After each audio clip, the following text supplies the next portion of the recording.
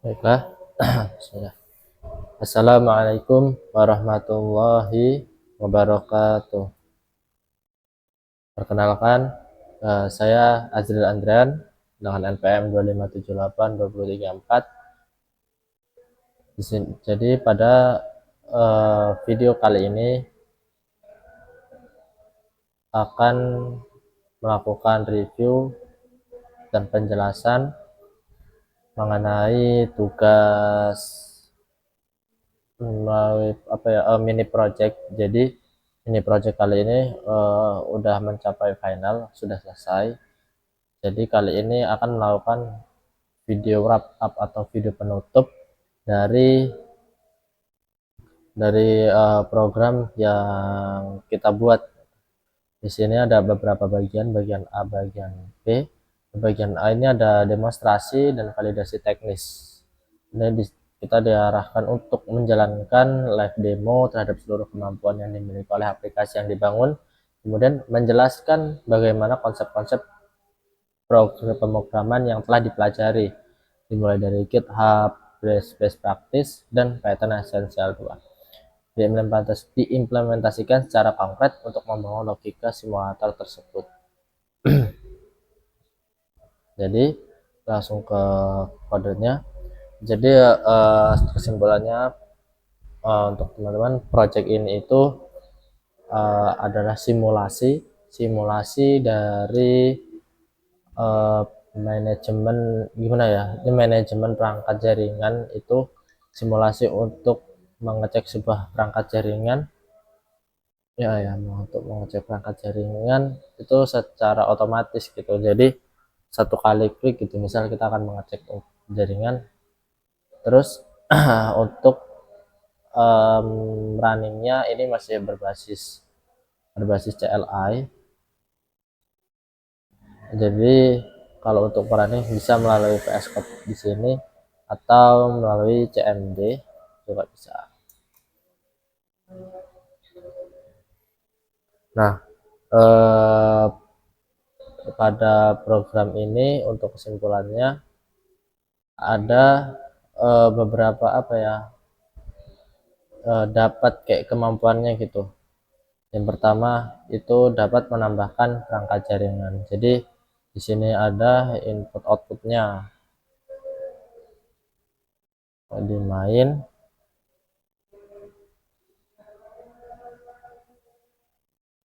Nah, di sini itu bisa input pilihan menu. Jadi ada input output, ada interaksi antara program dengan user. Kemudian bisa ini di device di dalam modul ini juga ini melakukan pengecekan simulasi pengecekan. Untuk simulasinya itu menggunakan random ya. Simulasi pengecekan status perangkat, misal perangkat itu up atau down gitu. Seperti itu. Kemudian setelah pengecekan ini akan menyimpan hasil riwayatnya itu ke dalam list. Nah, di sini ada self registered device, ini menyimpan perangkat yang terdaftar. Kemudian ada task history, ini menyimpan riwayat monitoring ketika kita menjalankan program. Selanjutnya di sini juga bisa mendeteksi masalah dari perangkat-perangkat yang yang bermasalah. Hanya simulasi aja menggunakan random. Jadi misal gimana ya, kan tadi itu kan program dijalankan, kemudian mengecek, itu kan pasti ada error-errornya. Nah, itu akan disimpan ke dalam history. Nah, kemudian bisa difilter dan nanti ditampilkan mana yang bermasalah. Seperti itu nanti akan kita demokan. Kemudian sama nanti akhirnya dapat membuat laporan insiden jaringan otomatis. Jadi ada pilihan di sini di main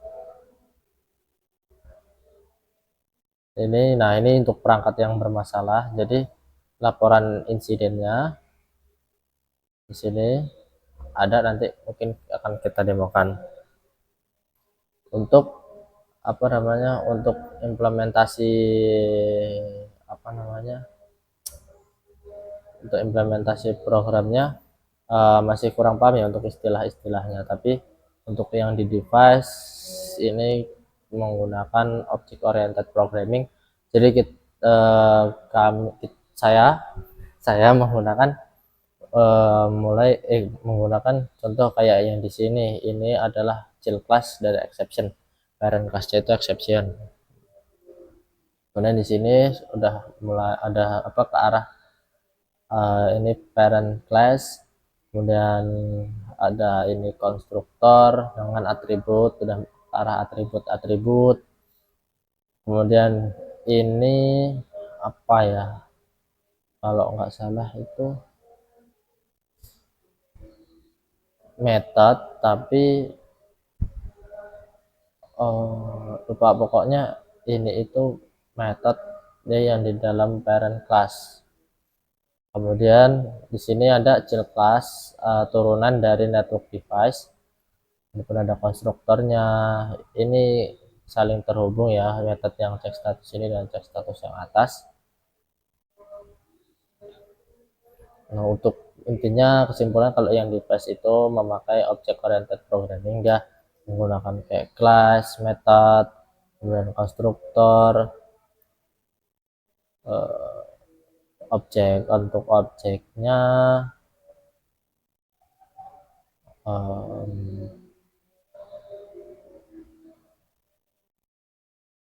objeknya ada di manager di sini.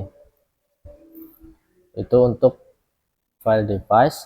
Kemudian untuk manager, nah oh ya, jadi device ini itu fungsinya dia untuk menjalankan simulasi tempat, simulasi apa ya, net apa, simulasi dari pengecekan. Iya, simulasi di sini itu tempat simulasi, ibaratnya misal untuk ngecek perangkat asli. Nah, disinilah modul untuk mengeceknya. Kemudian untuk manager ini pengelola, dia yang mengelola dari device ini. Jadi di sini tuh cuma singkat karena dia cukup menjalankan. Kemudian ini yang mengelolanya, yang mengelola di manager. Jadi di manager ini kita menggunakan class, di dalamnya ada konstruktor, ini ada konstruktor, kemudian ada list, ini ada data list. Ini seperti yang saya jelaskan tadi, dia menyimpan device yang terdaftar. Kemudian untuk task history ini menyimpan hasil pencarian. Nah, di sini kemudian ada metode save to file. Nah, ini itu fungsinya untuk membuka. Jadi kalau kita ini itu untuk membuka file lah, membuat ini kan file ini network audit.txt file dengan modenya append, disimpan dalam variable file. Dia menambahkan, kalau append itu dia menambahkan history, iya, historinya dimasukkan, ditambahkan ke dalam file network audit.txt, tapi tanpa menghapus history yang selanjutnya. Jadi dia ditambah ada beberapa mode, dia bisa menghapus hasil yang sebelumnya, dan juga kalau yang append ini menambah tapi tidak menghapus yang sebelumnya.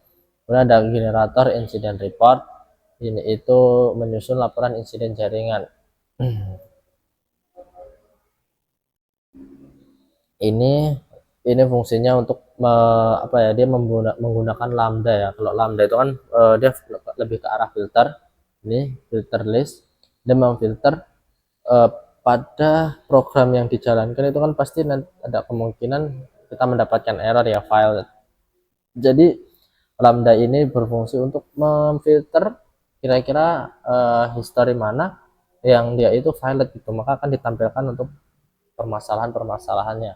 Nah, di sini kan menggunakan with open network audit, ini file yang tadi, tapi dengan mode read, dia hanya melihat itu, hanya melihat, kemudian difilterlah sama Lambda, itu hanya yang violet aja yang ditampilin, kemudian akan print hasil filter perangkat bermasalah.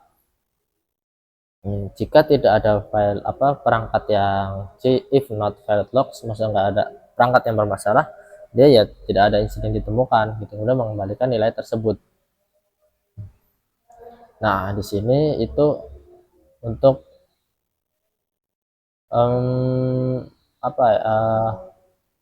menghapus spasi kalau nggak salah ya. Terus kalau udah selesai, nah ini ada exceptionnya, file not found error. Nah ini akan keluar ketika emang nggak ada errornya, kalaupun ada ya dia bakal ditampilin. Kemudian di sini ada di device router device with device. Ini untuk ini ada yang di sini mana tadi, kemudian salah manager. Di sini ada check all device, dia dikaitin sama yang di device tadi untuk device timeout error gitu. Misal kita menjalankan ada error, ini nanti akan terlihat ketika kita menjalankan. Di sini juga pakai accept, try accept, dan finally. Jadi kalau finally itu enggak, try accept udah kita bahas. Kalau finally itu apapun hasil dari try accept, dia akan tetap menjalankan finally. Nah ini di finally itu self to file di txt.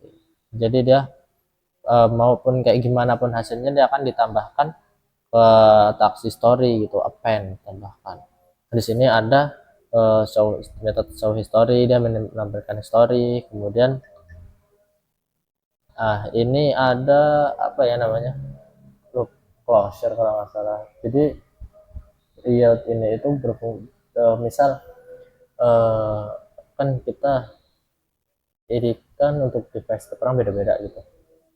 Misal kalau program ini menampilkan menampilkan yang bermasalah ya, yang file, dia akan menampilkan secara satu persatu, jadi tidak membuat kerja RAM itu berat. Tapi kalau sekaligus bleng, nah itu biasanya akan membuat kerja RAM berat. Nah makanya fungsi dari yield ini yang method ini itu dia akan menjalankan satu persatu gitu. Jadi akan membuat fungsi RAM tersebut itu ringan gitu, tidak terlalu berat. Nah ini udah selesai. Intinya kalau di manager ini dia berfungsi untuk pengelolaan dari device, mengelola, kemudian main. Nah inilah modul utama kita, dia interface, atau dia interface apa. Jadi pada main ini ya biasa di atas nanti ada header, nanti ada, nah ini ada hostname factory. Hostname factory ini dia itu fungsinya akan memberikan bukan fungsi ya, hasilnya itu intinya dia untuk hostname itu dia akan otomatis. Jadi agar meminimalisir human error, dia akan otomatis, tidak perlu berkali-kali kita memasukkan hostname. Dia nanti di sini.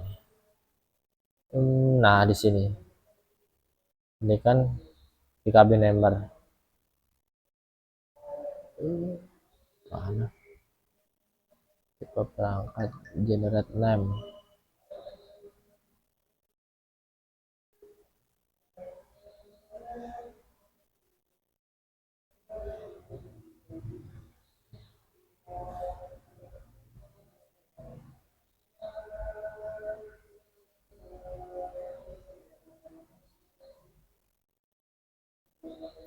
Nah, jadi intinya itu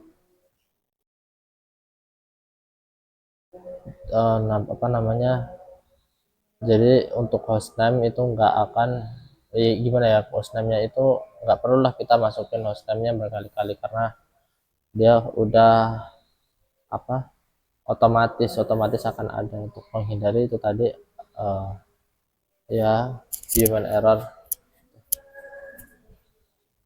Kemudian di sini ada menu.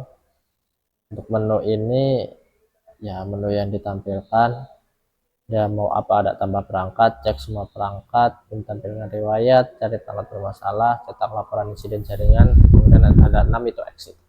Nah di main ini itu function utama untuk menjalankan. Jadi ini manajer network dijalankan.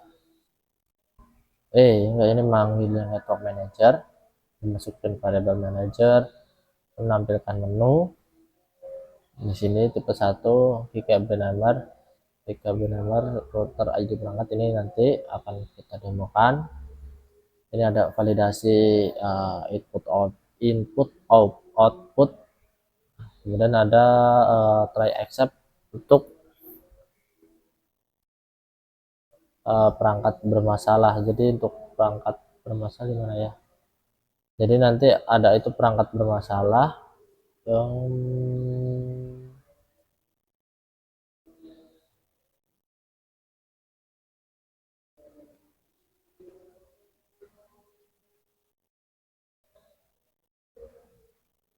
jadi untuk perangkat bermasalah nanti dia akan penanganan, ya melakukan penanganan.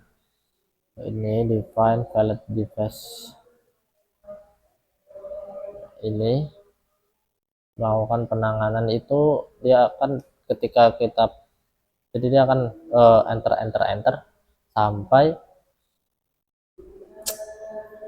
sampai permasalahan itu ditangani gitu. Ya hanya simulasi aja. Kan tekan enter untuk lanjut.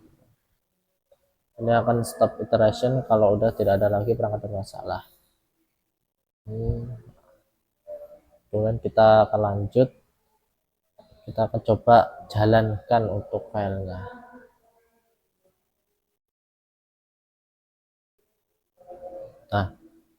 Nah di sini untuk tampilan awalnya itu ada header, kemudian menampilkan menu. Untuk tambah perangkat ada cek semua perangkat. Nah, kita pilih satu. Nah ketika memilih satu itu ada dua pilihan, ada kita mau cek router atau mau cek switch. Pertama kita cek router dulu, masukkan ID-nya misal 000 ya. Untuk IP-nya 192.168.7.7 enter. Nah tadi kan ada yang namanya GKB number ya. Nah GKB number itu ini, jadi kan kita memasukkan IP. Nah dia di sini akan otomatis menamakan identitasnya GKB router dengan ID berikut. Hasil ditambahkan sukses perangkat baru diregistrasi GKB router. Jadi ini nggak perlu kita untuk inputin karena dia udah otomatis akan muncul. Nah setelah ini kita masuk lagi kan udah tambah perangkat, selanjutnya kita akan melakukan cek semua perangkat. Nah pada cek semua perangkat ini ditemukan device timeout error. Ini dia memanggil nih, jadi kan kita tadi ini kan saya pakai yang random ini. Jadi untuk device timeout error itu kan peluangnya 20%, untuk authentication error itu 40%, sisanya itu ping oke. Berarti 40% nya itu ping oke. Nah ini kita kebetulan dapat yang device timeout error. Nah berarti ini bermasalah. Nah itu diarahkan untuk cek koneksi kabel fisik atau per link. Jadi program ini itu bakal mengarahkan gitu, misal IT engine teknisi mau mengecek tuh kan kondisi dari server. Oh ada gangguan nih kalau device timeout error, apa yang harus dilakukan di sini udah tertera seperti itu. Ini kita lakukan cek lagi 2 sampai ketemu error yang selanjutnya. Ini device timeout error.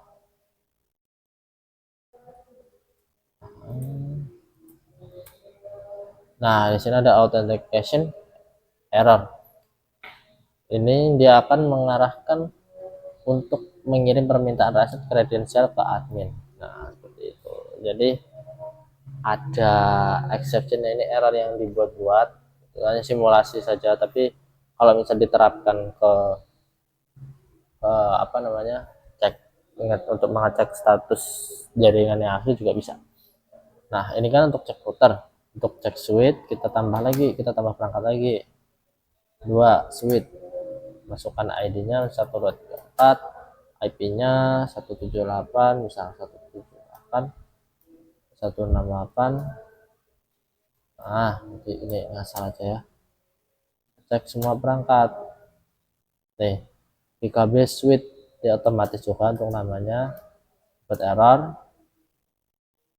error. Nah terus kita lanjut ke tampilkan riwayat ini yang menggunakan ini. Jadi setelah kita melakukan pencarian tadi, itu akan masuk ke dalam apa, ke dalam list history, enter. Nah ini history yang kita jalankan tadi, ini list yang tadi nih, ada sukses file. Nah ini kan ada filenya tuh, misal, terus di sini kan ada nomor 4 dicari perangkat bermasalah. Nah 4 ini, nah ini yang yield tadi, ini fungsinya dia akan nyarinya itu satu-satu, dia enter, tekan enter untuk lanjutkan. Nah ini mengatasi perangkat-perangkat yang bermasalah.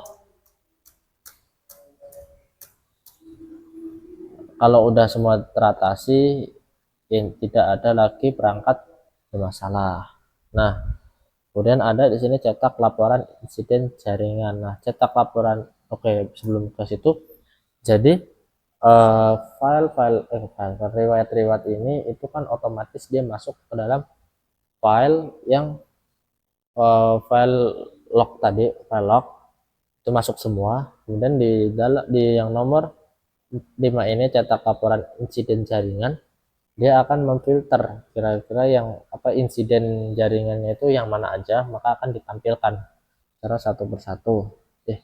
Kayaknya yang yield tuh yang ini nih, dia narik 5. Nah ini kan yang ditampilin semua yang file.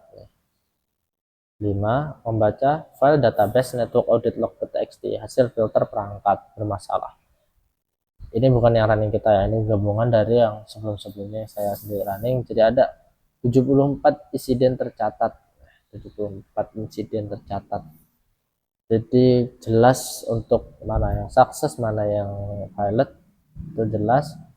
Nah kalau udah semua, klik 6, keluar dari program. Jadi program ini itu bagus untuk misal untuk mengecek jaringan, ya simple, hanya menggunakan CLI, tidak terlalu makan banyak resource.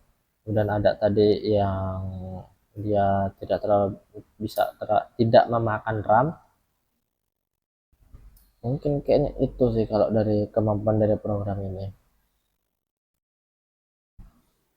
Bisa device, domain manager. Terus di sini kita lanjut ya, akan demonstrasi udah. Oh ya, GitHub, kita belum GitHub. Nah jadi kan ini kita melakukan coding nih, set. Nah terus ini kan jatuhnya dia soal, ada Pak di soal itu ada bagian per tahapnya. Jadi kita mengerjakannya itu tidak, kita sih, saya mengerjakannya itu tidak langsung gitu. Jadi bertahap, bertahap mengikuti soal. Nah itu progresnya itu bisa dicatat melalui GitHub. Jadi folder yang kita punya, kita buka,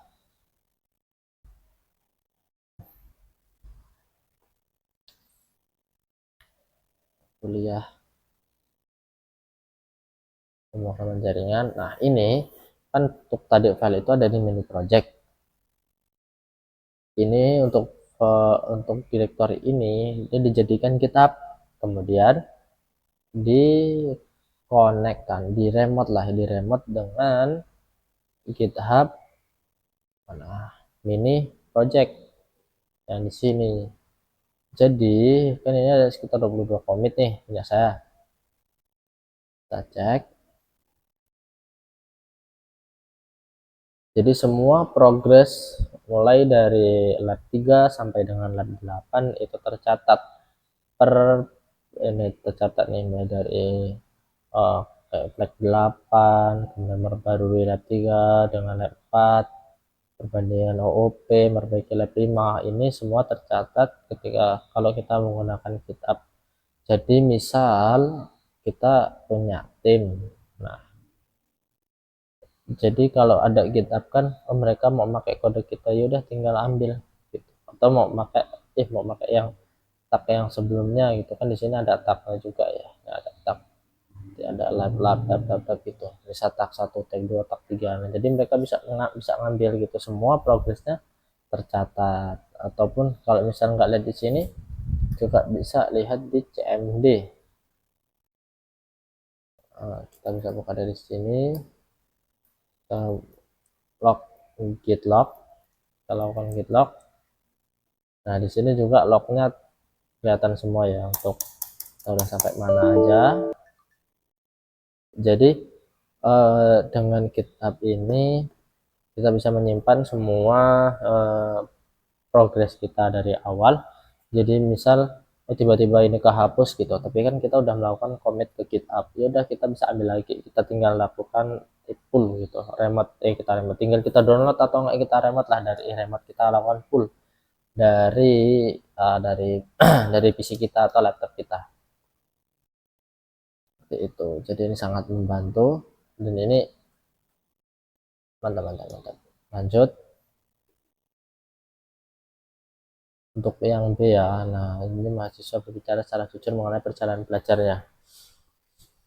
Jadi sebutkan materi yang paling mengubah cara pandangmu, paling berkesan dalam pemrograman, dan jelaskan kegunaannya dalam tugas ini. Materi yang mengubah cara pandang. Kalau materi yang mengubah cara pandang itu sebenarnya yang paling kayak membuat, oh ternyata ini di sini yang di device ini kan pakai ini ya, udah kayak pakai parent class, pakai kelas ini apa ya, jadi simple gitu. Jadi kita bisa pakai kode, gimana ya ngejelasin, susah juga. Intinya kalau pakai ini itu yang OOP, oriented ya, OOP itu kayak kita punya template, jadi tinggal pakai gitu, ibaratnya kayak gitu. Tapi sebenarnya yang bikin, menurut saya yang bikin mengubah sudut pandang ini kan, dari saya sendiri baru ya, baru masuk lah kayak ke Python, belajar Python gini, ternyata untuk otomasi jaringan itu bisa melakukan pengecekan dengan satu kali klik gitu. Jadi lumayan, kalau dibilang susah susah, cuman jadi lebih simpel untuk pengecekannya itu, kayak ternyata uh, awalnya misal kita ngecek harus nyari ping atau enggak, kita buka-buka uh, pakai tracer atau kita buka router mikrotik, ternyata dengan menggunakan Python ini itu kita bisa mengecek jaringan itu simple gitu. Emang membuatnya susah ya, untuk membuat yang ngodingnya susah, tapi setelah jadi itu simple gitu.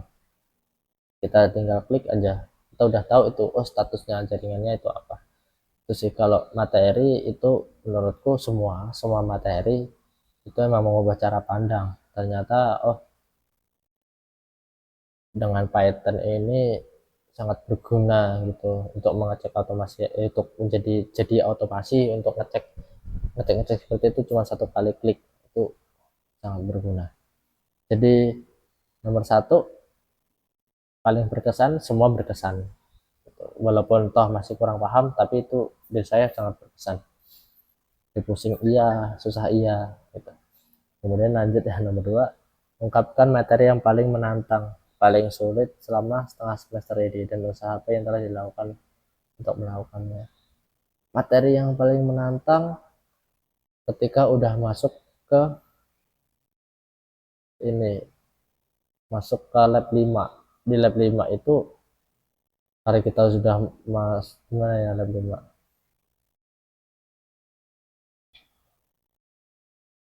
Nah, di lab 5 ini udah apa yang menantang di sini ya, karena kan kita dari lab 1, lab 2, lab 3, lab 4 itu kan masih dasar lah. Ya sebenarnya ini dasar semua mungkin. Cuman yang paling masih dasar banget ini masih bisa masih bisa santai. Tapi ketika udah masuk lab 5, ini kita udah masuk ke lab 8. Nah, ini kan masih awal-awal. Nah, itu lumayan menantang karena contoh kayak efek 8. Efek 8 ini kan di spasi kita diperhatikan, terus em, indentasi, pokoknya kita harus ngikutin standar efek 8. Nah, itu untuk awal-awal harus benar-benar jeli, harus benar-benar memperhatikan. Kemudian di sini kan sempat ada salah itu kan di try accept. Nah, itu juga lumayan pusing, lumayan wah. Tapi di lab 5 inilah kenangan yang nggak bisa dilupain. Seru pokoknya di lab 5 ini. Nah, jadi paling sulit itu ya ada di lab 5, antara pergantian dari yang lab 34 itu belum masuk ke try accept, belum masuk ke flag 8. Ketika udah masuk itu kerasa banget perubahannya. Terus apa yang dilakukan untuk menaklukkannya? Apa yang dilakukan di awal-awal itu malah takluk. Jadi di awal-awal itu um, gimana ya, masih bingung, nggak tahu lah pokoknya, bimbang pokoknya, campur aduk waktu di awal. Terus yang melakukan apa ya, komunikasi juga ke teman-teman gimana caranya ini itu. Terus bantu AI juga, itu AI emang ngebantu dari awal. Temen juga ngebantu, intinya sempat alah pokoknya chaos lah pokoknya di lab 5 itu. Walaupun toh mungkin bisa dibantu AI, tapi tetap untuk menaklukkannya AI, komunikasi sama teman, kerjasama, ya tetap belajar lagi. Ya iya, pokoknya untuk menaklukkannya sih susah sih itu caranya. Usaha apa yang telah dilakukan untuk menaklukkannya, ya, belajar lagi, pemahaman yang ditambah lagi, AI, apa kolaborasi sama teman, juga komunikasi, kerjasama, semuanya. Kemudian ceritakan kendala utama selama mengikuti perkuliahan dan praktikum pemrograman. Untuk kendala utama mungkin untuk kendala utama itu mungkin tetap kurang beda-beda. Tapi kalau saya sendiri mungkin kegiatan sehari-hari itu lumayan sibuk karena saya di masjid. Jadi untuk waktu itu benar-benar terbatas, harus benar-benar menyempatkan untuk mengerjakan tugas. Dan untung kuliahnya 7.30, jadi masih ada sempat untuk sarapan. Kemudian untuk ketika di kelas enjoy enjoy aja, senang, walaupun pusing tapi oke, masihan. Untuk tugas pusing tapi oke, masih ada teman atau diajak kerjasama, masih ada AI untuk membantu, masih ada dosen dari Bu Nurul untuk ditanya, masih bisa. Jadi untuk kendala mungkin tergantung setiap orang ya, kalau memang mau menyicil ataupun menyelesaikannya sedikit sedikit, menyempatkan, masih bisa perkuliahan. Kalau kendala utama selama mengikuti perkuliahan, dan ya kendala utama lebih di waktu karena saya di Marbot juga kan ya. Terus praktikum pemrograman jaringan 1. Mungkin ini izin menyampaikan, kalau saya lihat kalau dari saya sendiri, mungkin misal kurang paham bisa nanya ke dosen, tapi untuk teman-teman eh, mereka itu takut untuk nanya ke dosen gitu, karena takut. Jadi mereka kadang lebih bingung atau bahkan diam ataupun nanya ke saya atau teman-teman saya Fadilah, karena kalau untuk nanya di grup gitu misal mereka itu lebih ke arah bingung gitu. Takut, lebih ke arah takut. Tapi kalau untuk saya sendiri enjoy aja masihan, kendala utama itu ya di waktu. Kalau untuk tugas sesusah itu masih bisa dikerjakan, mau susah kayak gimana pun masih bisa dikerjakan. Mungkin itu sih ya. Kenapa curhat? Mungkin cukup ya. Oke, cukup. Mungkin kurang lebihnya saya mohon maaf.